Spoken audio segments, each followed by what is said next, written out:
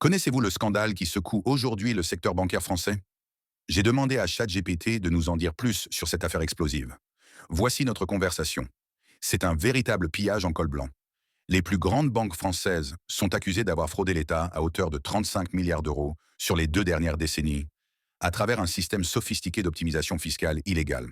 Derrière cette fraude massive, des montages pour éviter de payer l'impôt sur les dividendes versés aux actionnaires étrangers. Et pourtant, le Parlement avait voté une loi censée y mettre fin. Mais le gouvernement, sous la pression directe de la Fédération bancaire française, a discrètement publié des textes d'application truffés de failles, des failles si grossières qu'elles rendent la loi inopérante. Résultat, malgré l'alerte des députés, des sénateurs et même des services fiscaux, les banques ont pu continuer tranquillement leurs pratiques frauduleuses. BNP Paribas, Natixis, HSBC, Crédit Agricole, toutes sont aujourd'hui visées par des enquêtes fiscales. Le montant des redressements en cours atteint 4,5 milliards d'euros, mais c'est une goutte d'eau face aux 35 milliards déjà envolés. Pire encore, à chaque tentative des parlementaires pour corriger ces dérives, le gouvernement s'y est opposé.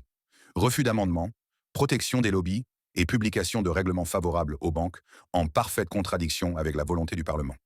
Cette affaire pose une question majeure. Comment parler de démocratie quand le vote souverain des représentants du peuple est ouvertement contourné au profit des puissances financières?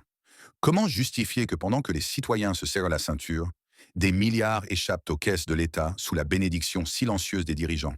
En conclusion, ce scandale illustre la brutalité d'un système où les lobbies bancaires dictent leurs lois, où la fraude fiscale à grande échelle bénéficie d'une protection institutionnelle et où l'intérêt général est sacrifié au profit d'une élite financière intouchable.